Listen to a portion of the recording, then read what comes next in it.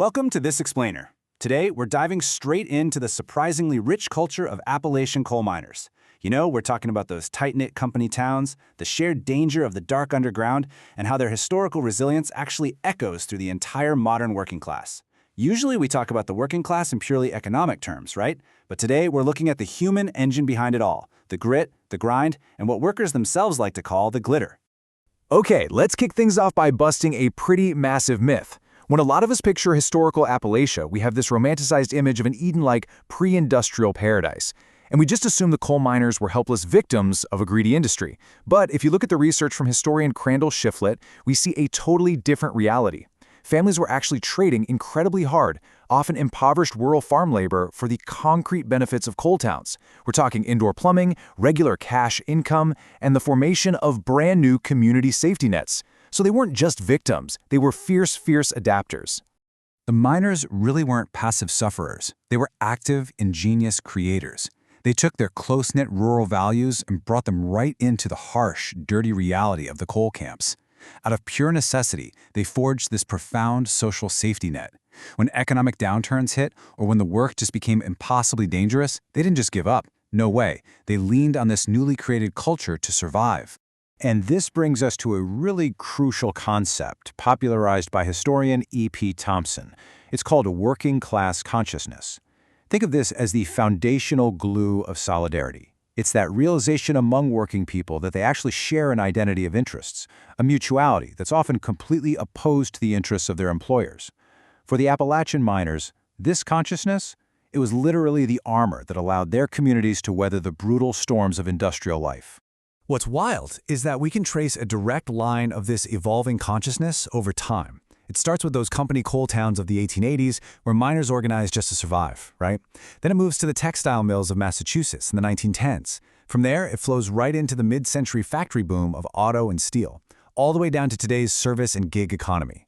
The environment changes, the technology obviously changes, but that core working-class identity remains remarkably constant. Section 1. The Grit and the Grind. Let's see how this builds across different eras, looking specifically at the immense physical and mental toll this kind of work universally demands, because the crucial point here is that the grind is unrelenting no matter the century. In the Appalachian mines, the physical toll was respiratory disease and constant, pitch-black physical danger. Survival literally meant trusting the miner right beside you. Fast forward to the mid-century factory worker dealing with repetitive strain and toxic chemicals. And today, modern service and gig workers are facing arthritis and back problems, plus this intense, brand-new psychological toll of algorithmic surveillance and fulfillment centers or on delivery apps. You can see this raw, physical sacrifice in modern workers like Maria. As detailed in the source material, Maria migrated to the U.S. and has spent 25 years harvesting crops in the scorching heat of California's Central Valley. She has severe arthritis, she's never owned a home, and she's never even had health insurance. Yet, much like those early miners who took immense pride in powering the nation with coal, Maria looks at her weathered hands with pride. She knows she has literally fed this country. But the grind isn't just physical anymore. Today, it's increasingly psychological. We've entered this era that sociologists refer to as flexible despotism. Basically, what this means is that economic risk has been shifted directly onto the shoulders of the worker. Sounds freeing at first, right? Well, actually, scheduling software and platform algorithms now dictate a worker's life in real time. They demand total flexibility from the worker, but offer absolutely zero stability in return.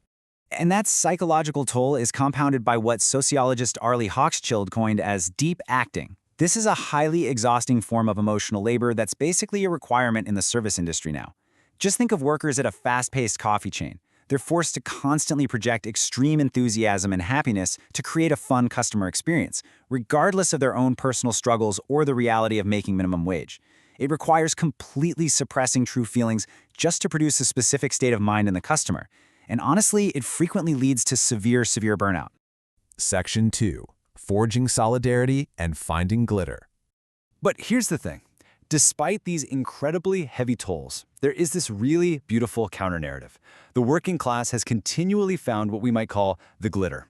These moments of profound joy, community care, and just unbreakable resilience.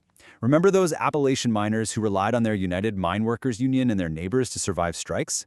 While modern workers create their own lifelines in the exact same way. The source material highlights this beautifully.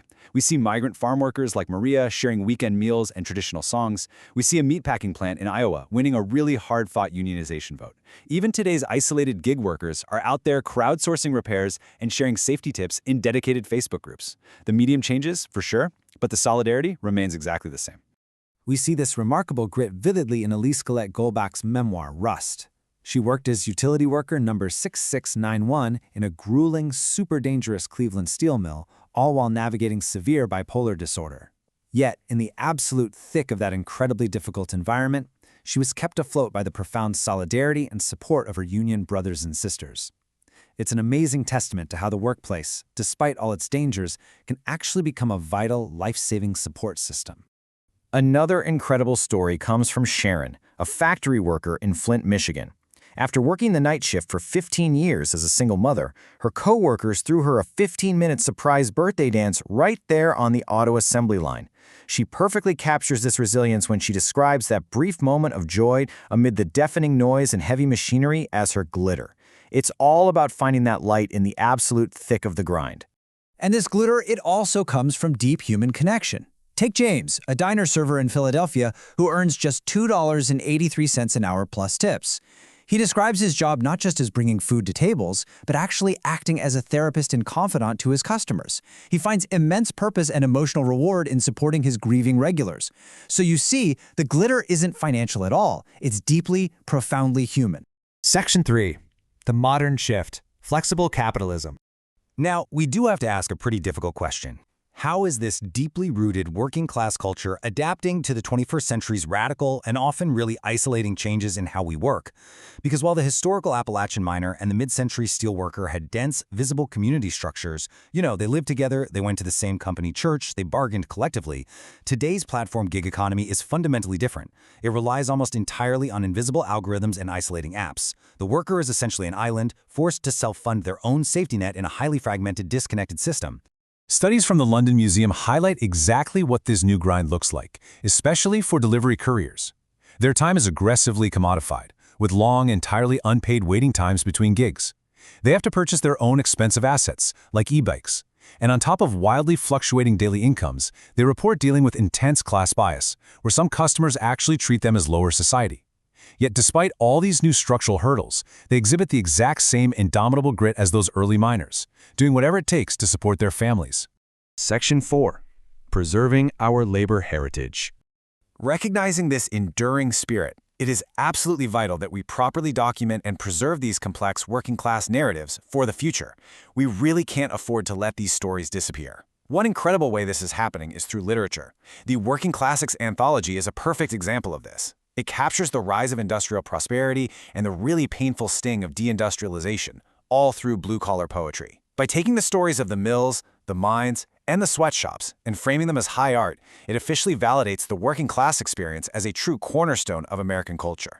Museums are also stepping up in a big way. The activist network Museum as Muck is pushing for working-class professionals to actually curate these exhibits, so the stories remain completely authentic.